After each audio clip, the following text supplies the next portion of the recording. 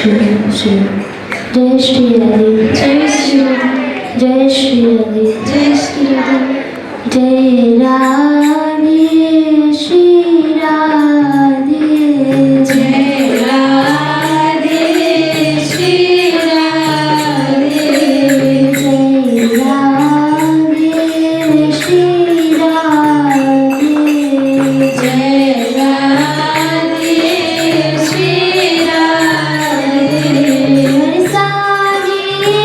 वाली श्री राधे बरसाने वाली श्री राधे हर शरण तिहारी श्री राधे हम शरण तिहारी श्री राधे जय राधे श्री राधे जय राधे श्री राधे वृंदावन रानी श्री राधे वृंदावन रानी श्री राधे रसिकने की प्यारी श्री राधे रसिकने की प्यारी श्री राधे जय राधे श्री राधे जय राधे श्री राधे जय राधे श्री राधे जय राधे श्री राधे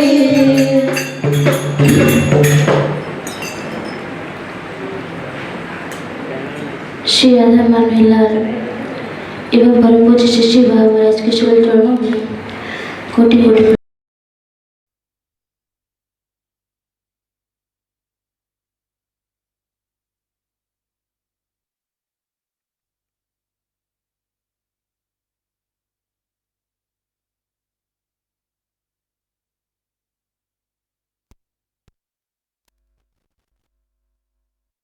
वृंदावन की रस माधुरी का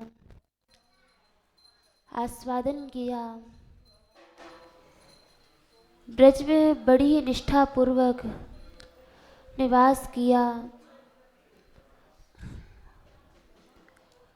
और यहाँ इतनी निष्किंचन वृत्ति से कि ना ही कभी कुटिया का आश्रय लेंगे और ना किसी को चेला चेली बनाएंगे और ना ही किसी से सेवा लेंगे। इस प्रकार की दिव्य भावना से श्री धाम वृंदावन में निवास किया। कल स्मरण कर रहे थे, यद्यपि इन्होंने यह व्रत लिया कि हम किसी को शिष्य नहीं बनाएंगे, किंतु नरोत्तम ठाकुर की अद्भुत सेवा समर्पण भाव से जो उन्होंने सेवा की, आत्मसमर्पण किया गुरुदेव के प्रति, जैसा कि गीता जी में भगवान ने कहा, तद विद्धि प्रणिपाते न परिप्रश्ने न सेवया। इस अध्यात्म मार्ग में, इस भक्ति मार्ग में, जो इस संसार सागर से, इस भव सागर से जीव को पार करते हैं, जीव को उन्नत करते हैं, अग्रसर करते हैं, उत्तर उत्तर वृद्धि को प्राप्त होता है, वह गुरुजनों के आश्रय से होता है, महापुरुषों के आश्रय से होता है। तो इस अध्यात्म मार्ग में गुरुजनों की बहुत आवश्यकता है, महापुरुष जनों की संग की बहुत आवश्यकता है, अनिवार्य है। तो कैसे गुरुजनों का आश्रय ग्रहण किया जाए, उनकी शरणागति कैसे ग्रहण की जाए? तो बोले तत्वृद्धि प्रणिपाते न परिप्रश्ने न सेवया। पहले गुरुजनों के पास जाएं, उनको प्रणाम करें, अपना समर्पण करें और परिप्रश्ने न सेवया, उनको सेवा के द्वारा प्रसन्न कर दिया जाए, उनकी सेवा, उनकी परिचर्या की जाए, उनके जो दिव्य वचनामृत हैं उनका पालन किया जाए, गुरुजनों की शरणागति ग्रहण की जाए। क्योंकि गोसाई जी महाराज ने रामचरितमानस में कहा कि गुरु विनु भव निधि तरई न कोई, जो विरंचि शंकर सम हुई। गोसाई जी ने सीधे कह दिया कि गुरु बिनु भव निधि तरई न कोई, कोई भी इस भव सागर को गुरु की कृपा के बिना कोई पार नहीं जा सकता है, इसको पार नहीं कर सकता है। जो विरंचि शंकर सम हुई, विरंचि अर्थात चतुरानन ब्रह्मा बन जाए अथवा शंकर के समान हो जाए, किंतु बिना गुरुदेव के बिना, बिना महापुरुषों की कृपा के बिना इस दुरत्य भव सागर को पार नहीं किया जा सकता। और जब गुरुजनों का आश्रय प्राप्त हो जाता है, उनकी शरणागति प्राप्त हो जाती है, उनके आश्रय में आ जाते हैं, तो कहते हैं गरल सुधा रिपु करहि मिताई, गोपद सिंधु अनल सिथलाई। फिर उसके लिए भवसागर, भयानक भवसागर नहीं रह जाता। जिन्होंने आश्रय दृढ़ता से पकड़ा हुआ है उनके लिए गरल सुधा रिपु करहि मिताई। गरल भी, विष भी उनके लिए अमृत का कार्य करता है, विष भी अमृत बन जाता है उनके लिए। और गो जितनी भी गरल सुधा रिपु करहि मिताई, रिपु से तात्पर्य जो शत्रु होते हैं, जो बैर करते हैं, वे बैर भी मिताई अर्थात मित्र की भांति हो जाते हैं, मित्र की तरह स्नेह करने लग जाते हैं। गोपद सिंधु अनल सिथलाई। और जो भयानक भव सागर है, जो कि जिसको पार करना अत्यंत कठिन है, वह गोपद अर्थात जो गाय का खुर होता है, उसका चरण होता है, उसके समान छोटा सा बन जाता है जिनके आश्रय से। तो महापुरुषों का आश्रय जीवन में, गुरुजनों का आश्रय अनिवार्य होना चाहिए, उनकी शरणागति, उनके आश्रय में रहना चाहिए। तो श्री नरोत्तम ठाकुर आए ब्रज वृंदावन में और लोकनाथ गोस्वामी जी का जब दर्शन किया, यद्यपि अनेकानेक महापुरुषों का दर्शन किया, किंतु हृदय जो एक जगह अटक गया, जहाँ पर आकर के स्थिरता को प्राप्त हुई, जहाँ विरामता को प्राप्त हुआ कि हाँ, अब जो श्रेष्ठ गुरुजन जिनको समर्पण करना चाहिए, वे गुरुदेव मुझे मिल गए हैं। अब तो जितना सब कुछ है वो इनको ही अर्पित करेंगे, इनको ही समर्पित करेंगे। और हृदय से ही गुरु रूप में स्वीकार कर लिया, सेवा करने लगे, परिचर्या करने लगे। यद्यपि श्री लोकनाथ गोस्वामी जी का यह प्रण था कि वे किसी को भी गुरु नहीं शिष्य नहीं बनाएंगे, ना ही किसी से सेवा लेंगे, किंतु ऐसी प्रणति और ऐसा भाव देखा तब उन्होंने भी उनको शिष्य रूप में स्वीकार कर लिया। पूज्य श्री बाबा महाराज जिस समय ब्रज में आए हैं, तो ब्रज में आए तो अनेकानेक महापुरुषों का दर्शन करने के लिए गए, किंतु जैसे ही बड़े गुरुदेव महाराज का दर्शन किया तो उनके अनेकानेक महापुरुषों का दर्शन किया था, किंतु जैसे ही पूज्य बड़े बाबा महाराज का दर्शन किया तो वहीं पर मन अटक गया।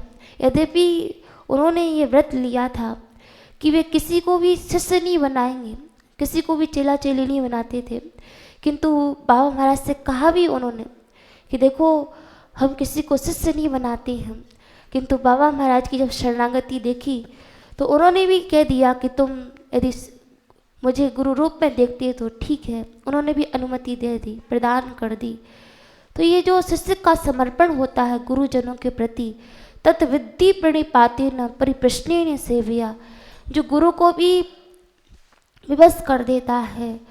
और नरोत्तम ठाकुर को उन्होंने अपने शिष्य रूप में स्वीकार किया, और शिष्य रूप में स्वीकार करने के पश्चात अब ऐसा नहीं कि मेरा शिष्य बन गया है तो मेरी सेवा करे, मेरी परिचर्या करे।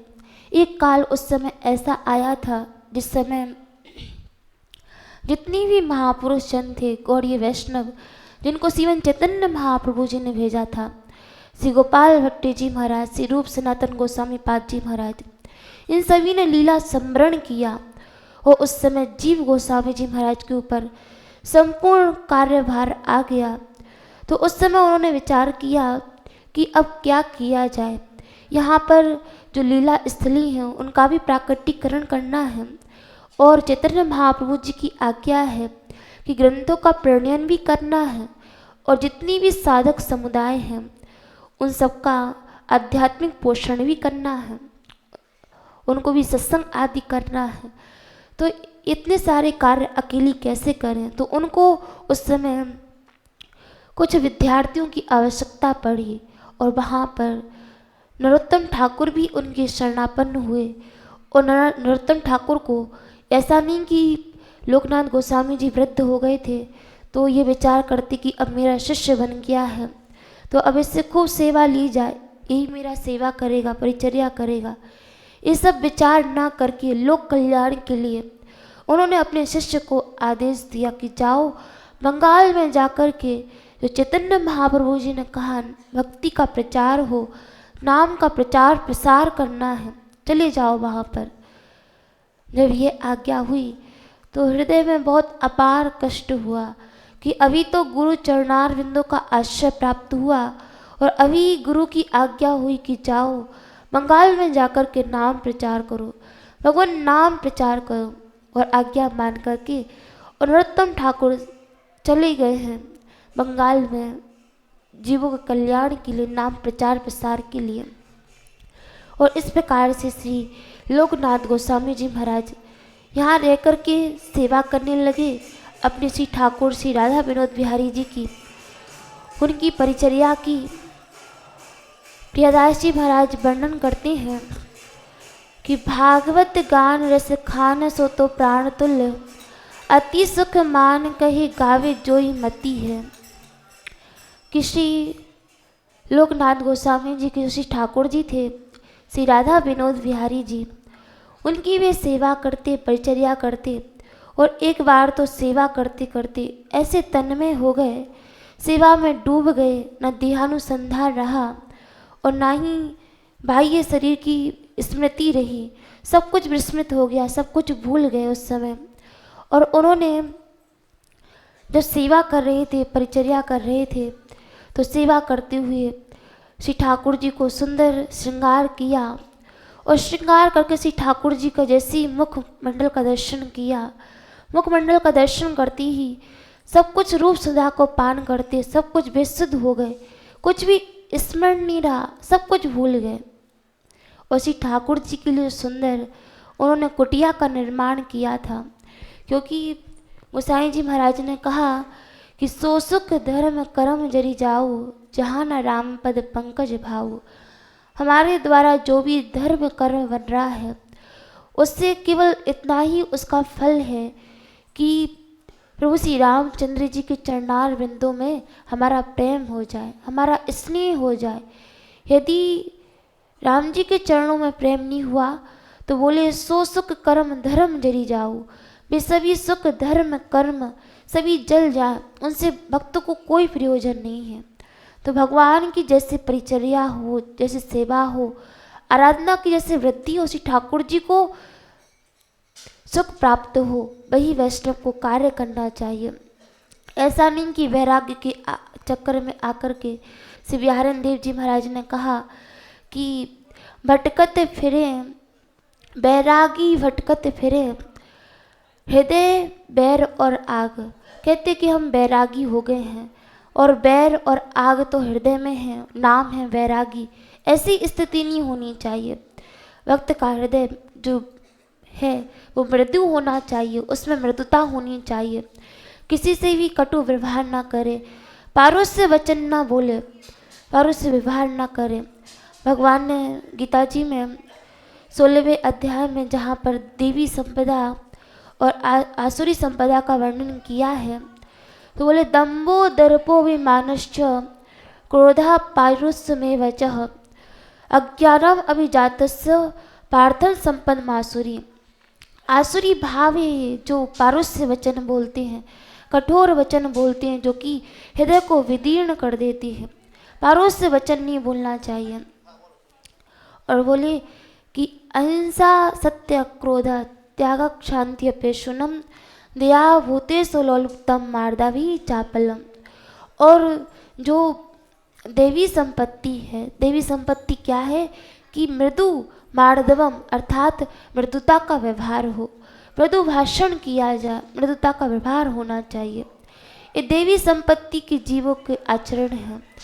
इसलिए महापुरुषों ने भी कहा, गोसाई जी महाराज ने कहा कि ऐसी स्थिति है कि बचन वज्र जी सदा प्यारा, सहस नयन पर दोष निहारा। हमारी स्थिति तो ऐसी है जैसे कि वचन वज्र जी, बाकी भी बोलेंगे, बाड़ी भी बोलेंगे तो वचन वज्र, वज्र के समान आघात करने वाली वाणी बोलेंगे। जबकि होना क्या चाहिए, सूरदास आदि महापुरुषों ने भी कहा है कि वचन दीनता सबसो सदा आनंदित रहिए, हरिरस तब ही तो कछु पहिए। दिव्य श्री कृष्ण रस प्राप्त करना है, कब प्राप्त होगा, बोले कोमल वचन दीनता सबसो, वाणी में मृदुता होनी चाहिए, कोमल वाणी होनी चाहिए, मृदु वाणी होना चाहिए। कोमल वचन दीनता सबसो सदा आनंदित रहिए, सदा प्रसन्न रहिए, हरि रस तब ही तो कछु पहिए। और फिर जो हरि रस है, श्री कृष्ण रस है, वो प्राप्त होता है, वह मिलता है। और जो मृदु भाषण करते हैं वो तो मनुष्य हैं, वे साधु हैं। और जो कटु भाषण करते हैं, कड़वा बोलते हैं, वे असुर हैं। ये आसुरी संपत्ति का भगवान ने, आसुरी प्रकृति के जो जीव होते हैं उनका वर्णन किया कि बोले कि क्रोधा प्रायुष्य बेवचः, प्रायुष्य मतलब कड़वा बोलते हैं, कटु भाषण करते हैं, ये असुर लोगों की पहचान है।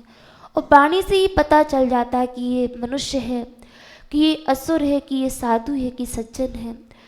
पूज्य श्री बाबा महाराज एक कथानक का श्रवण कराते हैं कि एक जंगल में, निर्जन वन में एक महात्मा जी निवास करते थे। और महात्मा जी वहाँ पर भजन करते, साधना करते। तो एक बार राजा अपने सिपाही और मंत्री के साथ जंगल में आखेट करने के लिए गया, जंगल में मृग्या करने के लिए गया। तो जैसे ही गया तो आखेट करते समय वह विस्मृत हो गया, उसको वह भूल गया और किसी अन्य मार्ग में जंगल में ही भटक गया। तीनों ही इधर उधर भटक गए, मंत्री भी, सिपाही भी और राजा भी। आपस में तीनों एक दूसरे को ढूंढने लगे। और ढूंढते ढूंढते सबसे पहले सिपाही जैसे ही जंगल से निकला तो उसने देखा कि एक महात्मा भजन कर रहे हैं। महात्मा से पूछा, अरे महात्मा, तुमने देखा कि हमारे राजा यहाँ से निकले? तो महात्मा जी बोले कि नहीं भैया, नहीं सिपाही, हमने नहीं देखा कि तुम्हारे राजा यहाँ से निकले हैं। सिपाही के पश्चात मंत्री भी आए।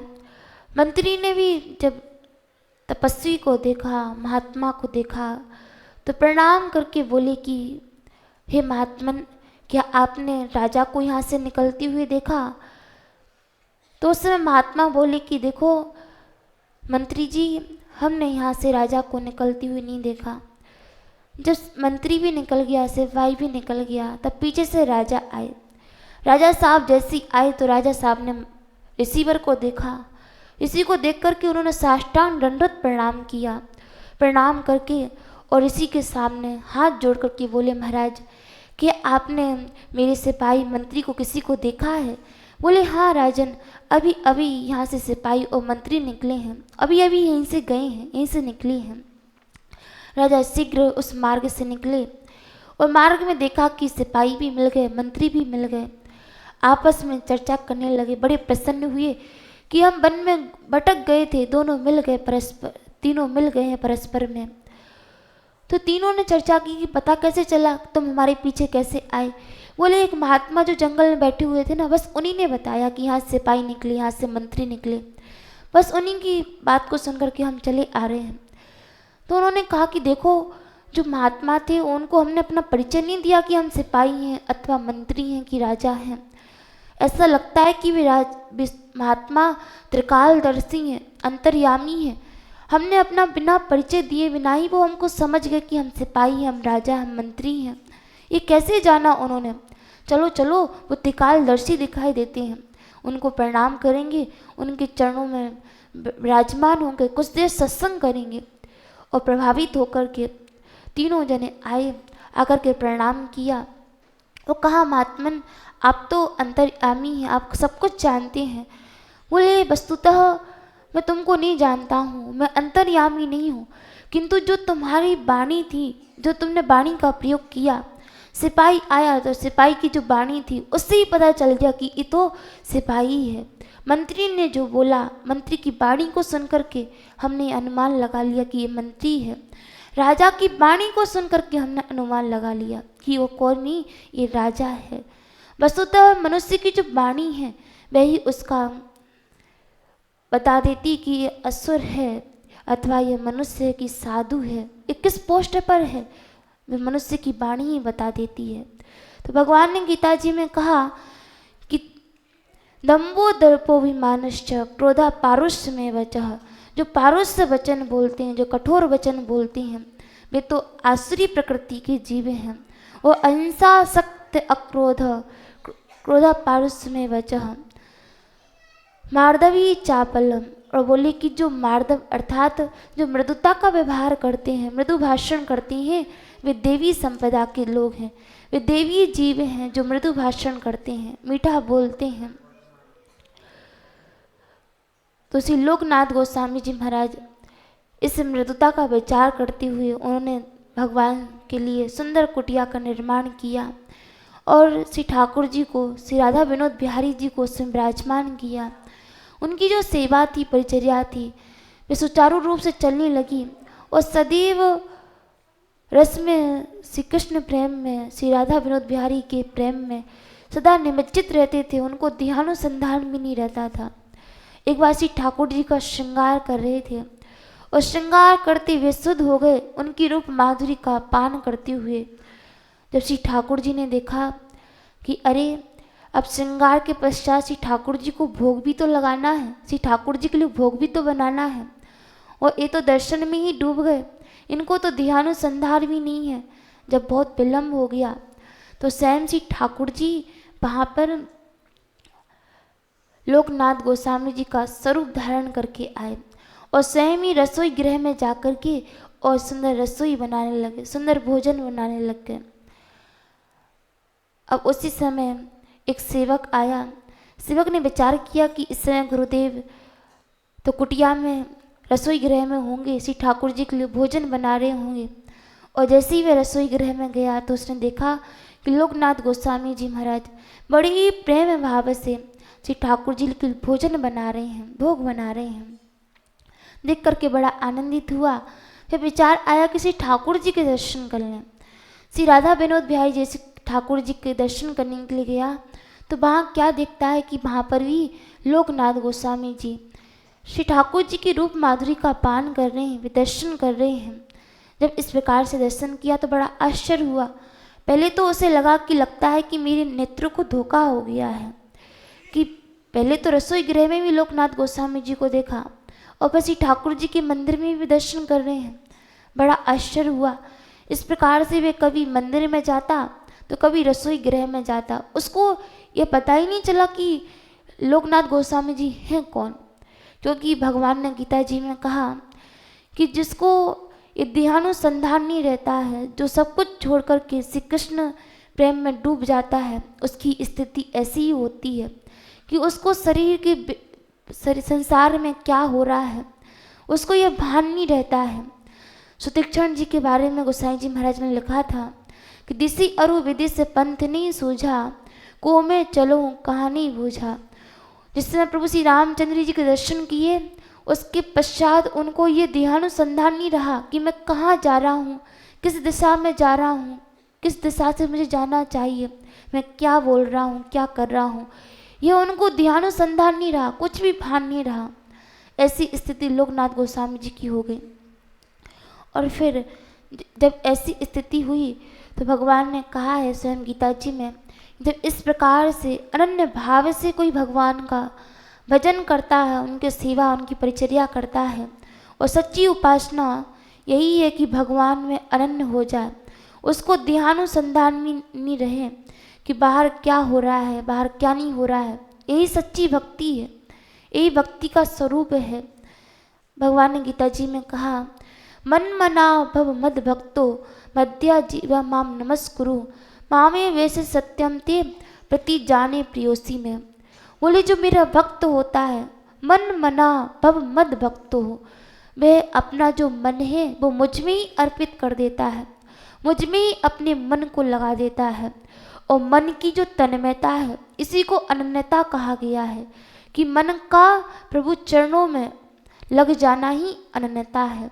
और उस समय भक्त तदाकारता को प्राप्त हो जाता है भगवान में, और भक्त में कोई अंतर नहीं रहता है। जिसका चिंतन अनन्य है वही भक्त अनन्य भक्त है। और उस अनन्य भक्त के बारे में भगवान ने गीता जी में कहा 9/22वें श्लोक में कि अनन्याश्चिंत्यन्तो माम ये जनाः पर्युपासते तेषां नित्याभियुक्तानां योगक्षेमं वहाम्यहम्। जो ऐसा अनन्य भक्त है, जो जिसका अनन्य चिंतन श्री भगवान के प्रति है। अनन्य का तात्पर्य कि ना अन्य इति अनन्य, श्री कृष्ण के अतिरिक्त वह किसी को जानता ही नहीं है, वह अनन्य है। अनन्यता का तात्पर्य लोग सोचते हैं कि संकीर्णतावाद अर्थात अपने संप्रदाय तक ही सीमित रहना और किसी को कुछ नहीं मानना।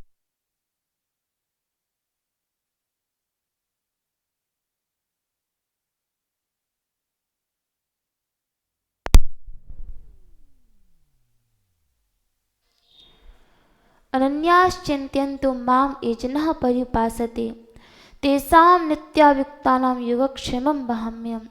अनन्य भक्त कौन है? जिसकी दृष्टि में श्री कृष्ण के अतिरिक्त कोई नहीं है। इसका तात्पर्य कि वह किसी की अवहेलना नहीं करता है, किसी का तिरस्कार नहीं करता है, किसी का अपमान नहीं करता है।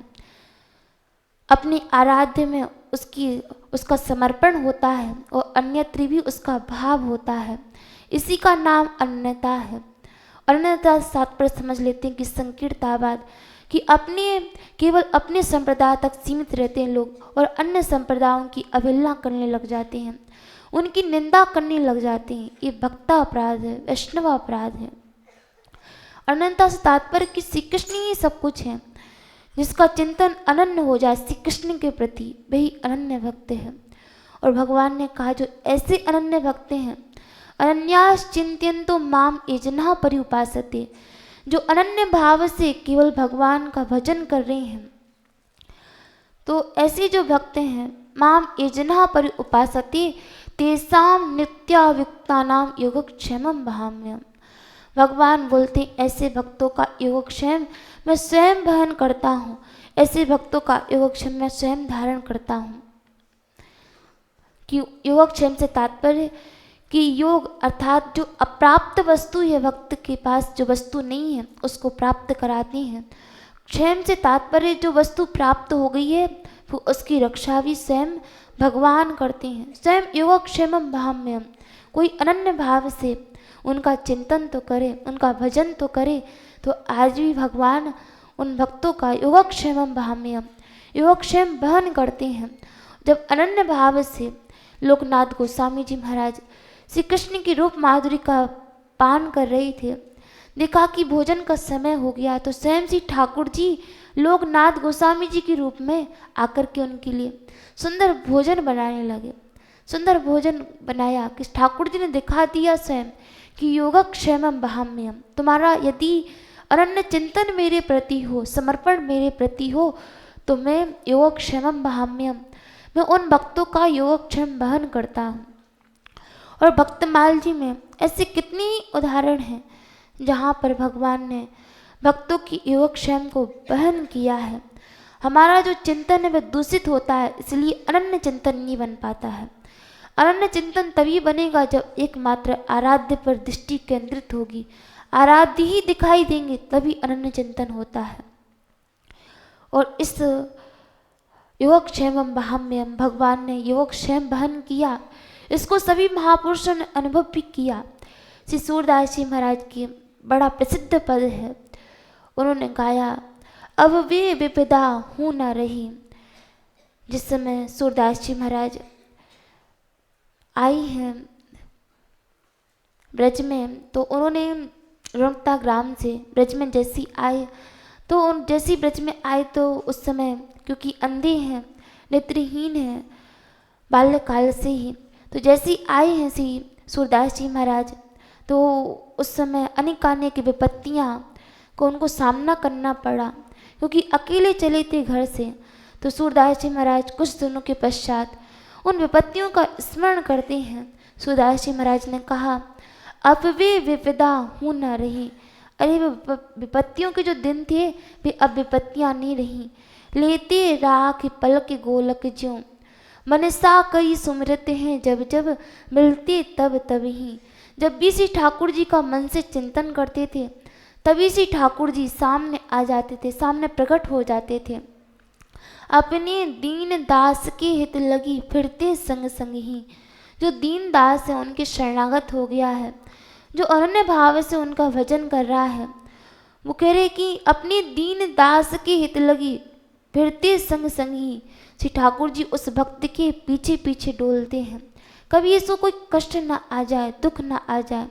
और लेते राख पलक गोलक ज्यों, उदाहरण दिया जिस प्रकार से ये नेत्र के जो गोलक हैं, पलकें सदैव गोलक की रक्षा करती हैं। जैसे ही कुछ तृण आदि आया आँख के सामने तो उसी समय नेत्र बंद हो जाते हैं। रात्रि को जब शयन करते हैं तो ये पलकें बंद हो जाती हैं। सदैव जैसे गोलक की रक्षा ये पलकें करती हैं, उसी प्रकार से लेते राख की पलक गोलक ज्यों संतत तिन सब ही। जो उनके शरणागत हो जाता है उनकी भी श्री ठाकुर जी जैसे पलक गोलक की रक्षा करते हैं, उसी प्रकार से उन भक्तों की रक्षा स्वयं श्री ठाकुर जी करते हैं। रन अरु वन विग्रह डर आंगे आवत जहीं तहीं। सूरदास जी महाराज अंधे हैं, कभी रणभूमि में आ जाते हैं, क्योंकि मुसलमान का उस समय आक्रमण था, शासन था, तो मुसलमान कभी न कभी लड़ते ही रहते थे। और ऐसे श्री कृष्ण की कृपा से ही ब्रज में भी अनेकानेक आक्रमण मुसलमानों की हुए, किंतु श्री कृष्ण की कृपा से इस ब्रज पे कोई भी कुछ कर नहीं पाया, महापुरुषों की कृपा से। तो उस समय सूरदास जी जैसे निकलते तो कभी रणभूमि में पहुंच जाते, तो वहाँ पर स्वयं श्री ठाकुर जी छोटे से बालक का रूप बना करके आते। अरे बाबा, ये भूमि है, युद्ध भूमि है, यहाँ कहाँ जा रहे हो? हाथ पकड़ के श्री ठाकुर जी और सूरदास जी महाराज को बाहर कर देते। रन अरु बन विग्रह डर आगे। सूरदास जी महाराज कह रहे हैं, कभी कभी तो मैं निर्जर वन में पहुंच जाता तो श्री ठाकुर जी स्वयं सूरदास जी का हाथ पकड़ करके और उनको मार्ग दिखा देते, वन से बाहर निकाल देते। रन अरु बन विग्रह डर आगे आवत जहीं तहीं। जहाँ जैसी परिस्थिति, विकट परिस्थिति आई, वहीं श्री ठाकुर जी प्रकट हो जाते थे।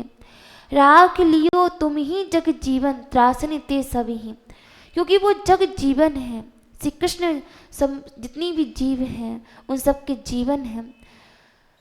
गीता जी में भगवान ने कहा, जीवनम सर्वभूतेषु, जितनी भी प्राणी में उन सब का जीवन हो। तो वे जीवनाधार जो श्री कृष्ण हैं, भला वे अपने जीवन की रक्षा क्यों नहीं करते? राख लियो तुम ही जग जीवन त्रासिन ते सभी ही। वे सब जग जीवन है, सबके जीवन है, इसलिए उन्होंने समय समय पर आकर के मुझे उन विपत्तियों से बचाया है। कृपा सिंधु की कृपा एक रस, कैसे कही जात कही। सूरदास जी महाराज बोले कि कृपा सिंधु की जो कृपा है वो तो अहर्निश समस्त प्राणियों पर अहर्निश बह रही है, अहर्निश सब पर कृपा है। इसलिए श्रीमद् भागवत महात्म्य में देवर्षि नारद जी महाराज ने भक्ति महारानी से कहा था कि वृथा खेदे से वाले अहो चिंता तुरा कथम, श्री कृष्ण चरणाम भोजम स्मरण दुखम गमिष्यति। हे बाली, तुम वृथा खेदे से वृथा ही खेद कर रही हो, वृथा ही दुख कर रही हो। अहो चिंता तुरा कथम, अरे इतनी चिंता मग्न हो रही हो, इतनी शोकाग्रस्त हो रही हो। शोकाग्रस्त होने की आवश्यकता नहीं है। श्री कृष्ण चरणाम भोजम स्मरण दुखम गमिष्यति। श्री कृष्ण के चरणार बिंदु का स्मरण करो, स्मरण दुखम गमिष्यति। वे केवल स्मरण किया और जितनी भी कष्ट हैं, विपत्तियां हैं, वे उसी समय नष्ट हो जाती हैं। उनके श्री कृष्ण चरणाम भोजम, श्री कृष्ण के चरणों का स्मरण करो। उदाहरण भी दिया, बोले पालिता गोप सुंदरिया सा कृष्णा कॉपी नो गतः। बोले विश्वास ना हो तो जो पालिता गोप सुंदरिया, ब्रज गोपियों पर कितने संकट आए ब्रज में, कितनी बार कंस के प्रेरित किए जाने पर, कंस के भेजे जाने पर कितनी असुर ब्रज में आए, और उन सभी राक्षसों से रक्षा श्री कृष्ण ने ब्रजवासियों की। द्रौपदी च परित्राता ये न कौरव कश्मलात, बोले कि ये देवी पूर्व काल में द्रौपदी जी पे भी जिस समय संकट की घड़ी आई है, तो उस समय द्रौपदी च परित्राता ये न कौरव कश्मलात, जो कौरवों की सभा में जिसको नग्न किया जा रहा था, 5 पति भी निशस्त्र हो गए थे, वे भी रक्षा नहीं कर सकते थे। तो द्रौपदी च परित्राता, जिन्होंने द्रौपदी को रक्षा की है, और पालिता गोप सुंदरिया, और ब्रज गोपियों की समय समय पर रक्षा की है। सा कृष्णा क्वापिनो गतः, वे श्री कृष्ण कहीं चले थोड़ी गए हैं। श्री कृष्ण चरणाम भोजम, उन श्री कृष्ण का स्मरण करो तो स्मरण दुखम गमिष्यति, जितनी भी कष्ट हैं, विपत्तियाँ हैं, आपत्तियाँ हैं, वे उसी समय नष्ट हो जाएंगी, क्योंकि हरि स्मृति सर्व विपत विमोक्षणम, भगवान की जो स्मृति है, भगवत स्मरण है, वो संपूर्ण विपत्तियों का नाश करने वाला है। तो कहते हैं महा सूरदास जी महाराज, राख लियो तुम ही जग जीवन, त्रासिन ते सभी, कृपा सिंधु की कृपा एक रस, क्यों करी जात कही। कि कृपा सिंधु की जो कृपा है वे तो सब पर अहनिश बरस रही है, किंतु वही बात है कि जैसे बरसात हो, किंतु पात्र जो है वह पात्र उल्टा पड़ा हो तो एक बूंद भी उसमें नहीं पड़ेगी। यदि पात्र सीधा रहेगा तो उसमें संपूर्ण पात्र लबालब भर जाएगा। कृपा सिंधु की कृपा एक रस, कृपा सिंधु की जो कृपा है वो अहर्निश सभी प्राणियों पर समान रूप से बरस रही है। कीजिए कहा सूर सुख संपत्ति जहाँ जदुनाथ नहीं। सूरदास जी बोले कि अब जो सुख की घड़ी आ गई है, जहाँ अनेकानेक सुख हैं, इसमें इनको इन सुख की घड़ी में रहकर के क्या करेंगे। इन सुख की घड़ियों में अब क्योंकि यहाँ पर भगवत स्मरण नहीं हो रहा है, श्री ठाकुर जी बार बार नहीं आ रहे हैं, जैसे कि विपत्तियों में आए हैं। तो कहने का आश्रय कि अनन्यास चिंत्यन्तो माम ये जना पर्युपासते तेसाम नित्याभियुक्तानाम योगक्षेमम भाम्यम। स्वयं श्री ठाकुर जी ने कहा कि जो अनन्य भाव से मेरा चिंतन करता है तो योगक्षेमम भाम्यम, मैं उसका योगक्षेम स्वयं वहन करता हूँ। भक्तमाल जी में एक भक्त हुए हैं श्री रामदास जी महाराज, जो कि बड़े उच्च कोटि के वैष्णव थे, भक्त थे, और ये नित्य प्रति प्रभात फेरी करने जाते थे। प्रभात फेरी भी कैसी कि जो भी इनके पास सामान होता उसका विक्रय करने के लिए जाते गांव गांव में, और वहाँ पर जो कुछ भी इनको प्राप्त होता, अनाज आदि, धन आदि, तो उससे भक्तों की सेवा करते, उनसे भक्तों की परिचर्या करते। तो एक बार रामदास जी महाराज जब आ रहे थे तो उनको इतना सारा, आज पैसा तो किसी ने नहीं दिया, किंतु बहुत सारा अनाज दे दिया। तो उस अनाज के गट्ठर को बहुत सारा हो गया, तो अब कैसे लेकर के चलें, अकेले हैं। किंतु जैसी अनाज के गट्ठर को लेकर चलने लगे, बहुत भारी था, बहुत श्रम हो गया, और विचार करने लगे कि यदि बढ़िया घर पे जाकर के बढ़िया शीतल जल पानी मिल जाए और बढ़िया कड़ी फुल्का मिल जाए तो अच्छे से नींद आएगी। ये विचार करते हुए जा रहे थे। जब उन्हें श्रम की अनुभूति हुई तो उस समय श्री ठाकुर जी का जो चिंतन था वो अहर्निश होता रहता था। तो उस चिंतन के प्रभाव से श्री ठाकुर जी एक किसान का रूप, बालक का रूप बना करके आए। किसान के बालक का रूप बना करके आए और बोले, रामदास जी इतना बड़ा गट्ठर आपने ले रखा है, लाओ मैं इसको ले चलता हूँ तुम्हारे घर। अत्यधिक श्रमित थे तो कुछ ज़्यादा देखा नहीं, और इतनी मधुर वाणी थी श्री ठाकुर जी की कि सहज रूप से ही उस गट्ठर को उतार करके उनको प्रदान कर दिया। अब उस गट्ठर को लेकर के जैसे ही चले गए श्री ठाकुर जी, तो बाद में विचार करने लगे कि अरे हमारी तो उससे कोई जान पहचान भी नहीं थी, हम तो उसको जानती भी नहीं, वो हमारे घर पे पहुंचेगा कि नहीं पहुंचेगा ये भी कुछ पता नहीं है। जैसे ही घर पे आए तो उन्होंने क्या देखा, ठाकुर जी पहुंचे घर पे, गट्ठर उतारा। ठाकुर जी बोले कि भक्तानी इस समय उनकी आज्ञा है कि आप बढ़िया से गर्म पानी करके और बढ़िया से कड़ी फुल्का बनाना। आज उनकी आज्ञा हुई है। तो बढ़िया से भक्तानी ने उनके लिए कड़ी फुल्का बनाए और श्री ठाकुर जी इतना कह करके चले गए। अब जैसे ही रामदास जी आए घर पर, तो रामदास जी ने देखा कि पत्नी ने बढ़िया कड़ी फुल्का बना रखे हैं, गर्म पानी करके रखा है, तो बड़े प्रसन्न हुए। लगता है कि तुम तो अंतर्यामी हो गई हो, सब कुछ जानती हो, बस मेरे हृदय में भाव जागृत हुआ, तुमने तो उसको पूर्ण कर दिया। बोले कि अरे मैं अंतर्यामी नहीं हूँ, अभी जो बालक आया था उसी ने ही कहा था कि गर्म पानी कर देना और बढ़िया कड़ी फुल्का बना देना, तुम्हारी आज्ञा थी। तो रामदास जी विचार करने लगे कि अरे हमने तो इस प्रकार से उस बालक से कुछ कहा नहीं, फिर उसने ये उसको कैसे पता चला, लगता कि ये और कोई नहीं है, तो सिर्फ स्वयं जी ठाकुर जी थे। अरे तूने उसके दर्शन किए?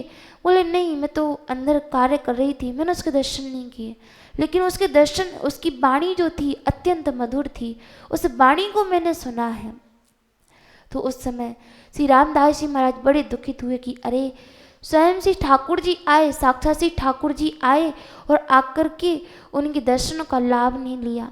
जब इस प्रकार से ग्लानि होने लगी, व्याकुलता हुई, तो स्वयं जी ठाकुर जी को उनके सामने प्रकट हो गए। बोले कि भगत जी वे और कोई नहीं, हम ही आए थे।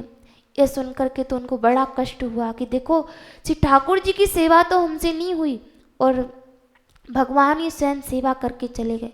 स्वयं भगवान सेवा करने के लिए आए, क्योंकि भगवान ने गीता भागवत जी में कहा कि आदरा परिचर्यायाम सर्वांगे अभिवंदनम मदभक्त पूजा वैदिका सर्वभूतेषु मन्मति। ठाकुर जी बोले मेरे से अधिक श्रेष्ठ है मेरे भक्ति की पूजा, और यहाँ तक कि आदरा परिचर्यायाम सर्वांगे अभिवंदनम, यहाँ तक कि अपने भक्तों की सेवा मैं स्वयं करता हूँ। और भगवान ने ये करके दिखा दिया। पराशर स्मृति में वर्णन है, षष्ठी वर्ष सहस्त्राणि विष्णु आराधने फलम सकृत वैष्णव पूजायाम लभ्यते नात्र संशय।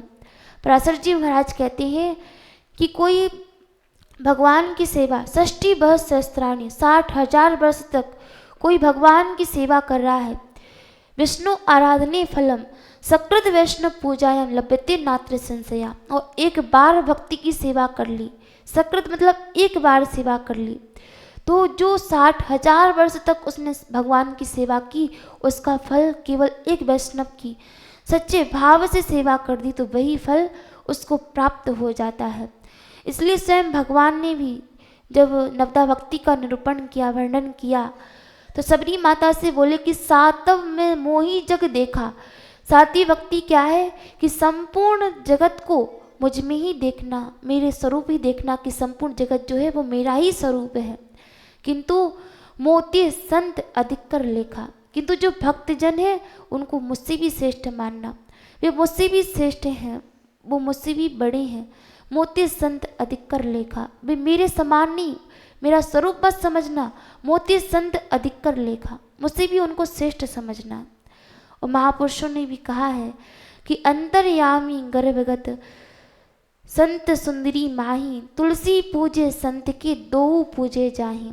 जैसे कोई गर्भिणी महिला हो, गर्भिणी स्त्री हो, कोई उसको उसके बालक को भोजन कराना चाहे तो सबसे अच्छा है कि गर्भिणी महिला को भोजन करा दो, तो जो बालक है वह भी हष्ट पुष्ट हो जाएगा।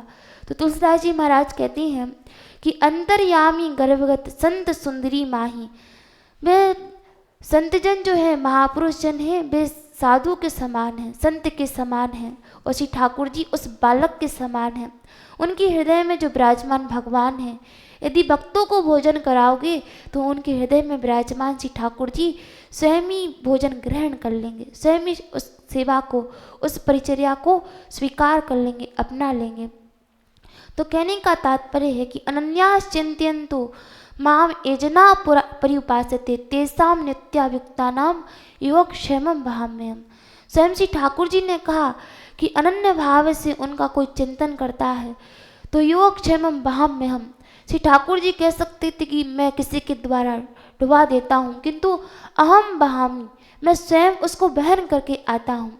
जैसे कि रामदास जी के स्वयं जो उनके अनाज का गट्ठर था उसको स्वयं लेकर के आए हैं श्री ठाकुर जी, क्योंकि भक्तों की सेवा स्वयं श्री ठाकुर जी भी करते हैं, भक्तों की सेवा करके वो भी प्रसन्न होते हैं। और श्रीमद् भागवत जी में वर्णन है कि जिस समय मिथिला में प्रभु श्री रामचंद्र जी गए हैं, दो भक्त थे, एक तो राजा थे और एक ब्राह्मण थे। तो दोनों के पास ही निमंत्रण प्राप्त हुआ भगवान को, और दोनों के पास भी जाना था। तो राजा बहुलास के पास श्री ठाकुर जी ने 2 स्वरूप बनाए। सबसे पहले राजा बहुलास और सुतदेव ब्राह्मण थे, दोनों के पास एक ही समय पे श्री ठाकुर जी गए हैं। और वहाँ पर स्वयं श्री ठाकुर जी ने कहा, जिस समय राजा बहुलास ने देखा कि स्वयं श्री ठाकुर जी आए हैं, इतने प्रसन्न हुए कि उनको ध्यानुसंधान नहीं रहा, आनंदित होकर के श्री ठाकुर जी के सामने नृत्य करने लगे। श्री ठाकुर जी के चरणों का प्रक्षालन किया, श्री ठाकुर जी के लिए सुंदर आसन प्रदान किया। किंतु जो भक्तजन आए थे, श्री उद्धव जी महाराज, श्री अर्जुन जी महाराज, क्योंकि जहाँ श्री ठाकुर जी प्रसन्न होकर के जाते हैं, उनके साथ उनकी जो दिव्य नित्य परिकर हैं भक्तजन, वे भी उनके साथ ही जाते हैं। तो उनके साथ अर्जुन आदि, उद्धव आदि भी आए थे। किंतु जैसे ही श्री ठाकुर जी का दर्शन किया तो आनंदित होकर के नृत्य करने लगे, भगवान का ही केवल आदर किया, भक्तों का आदर करना भूल गए। तो श्री ठाकुर जी ने उस समय सचेत किया कि अरे तुम मेरा सम्मान कर रहे हो, मेरा आदर कर रहे हो, उससे श्रेष्ठ है कि भक्तों की सेवा करो। ये वैष्णव जन आए हैं, इनका भी सम्मान करना चाहिए।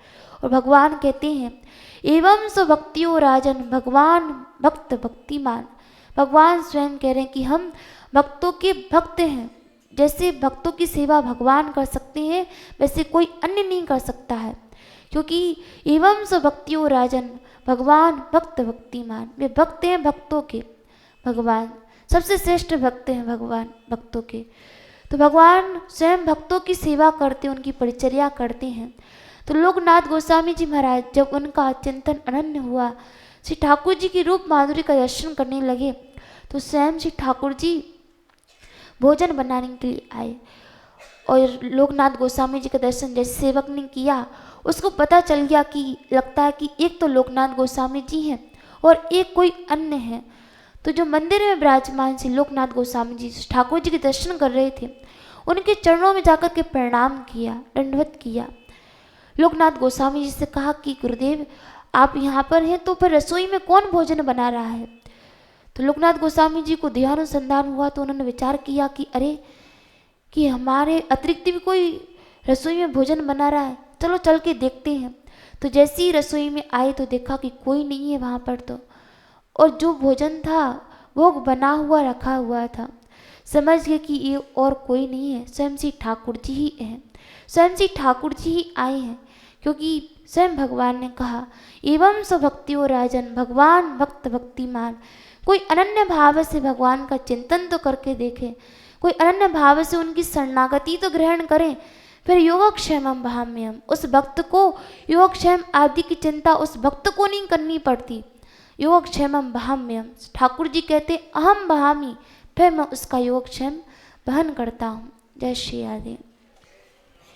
राधे किशोरी दया करो, राधे किशोरी दया करो, हमसे दीन न कोई जग में, हमसे दीन न कोई जग में, बान दया की तनक ढरो, बान दया की तनक ढरो, सदा ढरी दीनन पे श्यामा, सदा ढरी दीनन पे श्यामा, यह विश्वास जो नहीं करो, यह विश्वास जो मन ही खरो, विषम विषय विष ज्वाल माल में, विषम विषय विष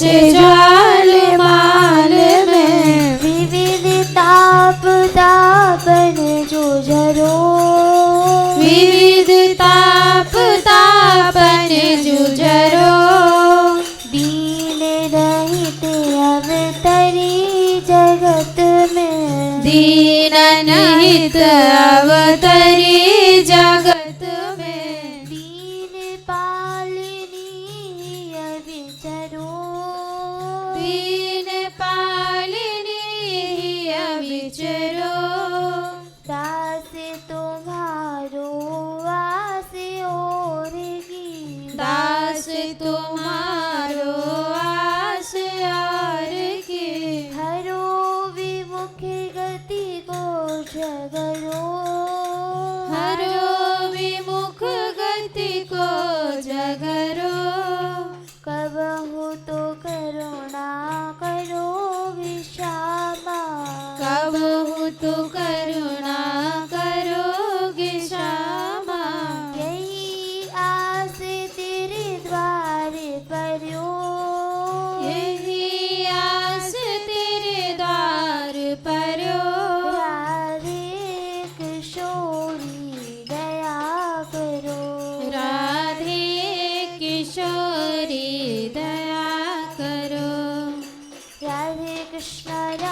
कृष्णा कृष्णा कृष्णा राधे राधे राधे कृष्णा कृष्णा कृष्णा राधे राधे राधे श्याम श्याम श्याम राधे राधे राधे श्याम श्याम राधे राधे राधे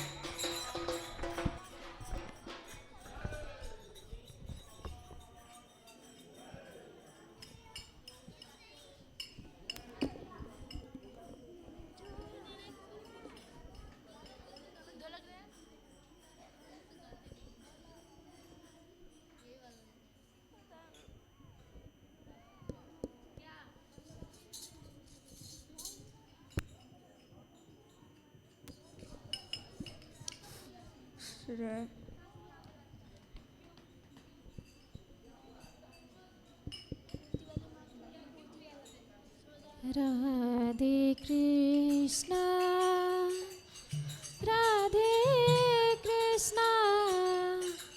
कृष्णा कृष्णा राधे राधे राधे श्यामा राधे श्यामा श्यामा श्यामा राधे राधे राधे कृष्णा राधे कृष्णा कृष्णा कृष्णा राधे राधे राधे श्यामा राधे श्यामा श्यामा श्यामा राधे राधे राधे कृष्णा कृष्णा कृष्णा राधे राधे राधे श्याम श्याम राधे राधे राधे कृष्णा कृष्णा कृष्णा राधे राधे राधे श्याम श्याम राधे राधे राधे कृष्णा कृष्णा राधे श्याम श्याम राधे राधे राधे कृष्णा कृष्णा राधे राधे राधे श्याम श्याम राधे राधे राधे कृष्णा कृष्णा राधे राधे राधे श्याम श्याम राधे राधे राधे कृष्णा कृष्णा राधे राधे राधे श्याम श्याम राधे राधे राधे कृष्णा कृष्णा राधे राधे राधे श्याम श्याम राधे राधे राधे कृष्णा कृष्णा राधे राधे राधे श्याम श्याम राधे राधे राधे कृष्णा कृष्णा राधे राधे राधे श्याम श्याम राधे राधे राधे कृष्णा कृष्णा राधे राधे राधे श्यामा